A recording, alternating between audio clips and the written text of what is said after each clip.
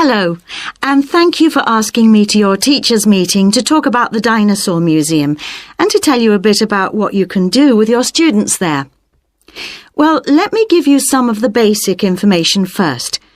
In regard to opening hours, we're open every day of the week from 9 a.m. to 8 p.m. except on Mondays, when we close at 1:30 p.m. And in fact, the only day in the year when we're closed is on the 25th of December. You can book a guided tour for your school group any time that we're open. If you bring a school group to the museum, when you arrive, we ask you to remain with your group in the car park. One or more of the tour guides will welcome you there and brief you about what the tour will be about. We do this there because our entrance is quite small and we really haven't got much room for briefing groups in the exhibition area.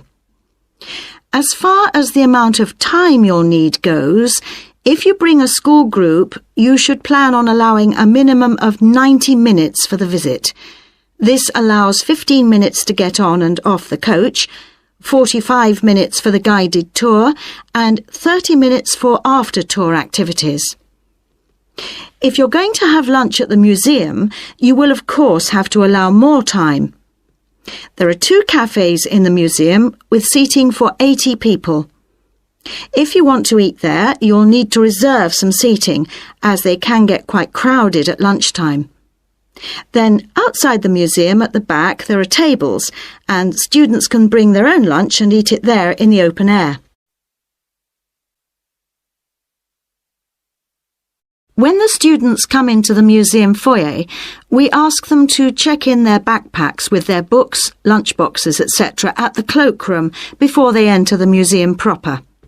I'm afraid in the past we have had a few things gone missing after school visits, so this is a strict rule. Also, some of the exhibits are fragile, and we don't want them to be accidentally knocked. But we do provide school students with handouts with questions and quizzes on them. There's so much that students can learn in the museum, and it's fun for them to have something to do. Of course, they'll need to bring something to write with for these. We do allow students to take photographs. For students who are doing projects, it's useful to make some kind of visual record of what they see that they can add to their reports.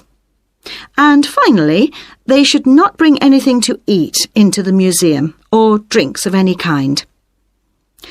There are also a few things that students can do after the tour. In the theaterette on the ground floor, there are continuous screenings of short documentaries about dinosaurs which they can see at any time. We used to have an activity room with more interactive things like making models of dinosaurs and drawing and painting pictures, even hunting for dinosaur eggs. But unfortunately, the room was damaged in a bad storm recently when water came in the roof, so that's closed at the moment. But we do have an IT centre where students have access to CD-ROMs with a range of dinosaur games. These games are a lot of fun, but they also teach the students about the lives of dinosaurs, how they found food, protected their habitat, survived threats, that kind of thing. And I think that's all I have to tell you. Please feel free to ask any questions if you would like to know anything else about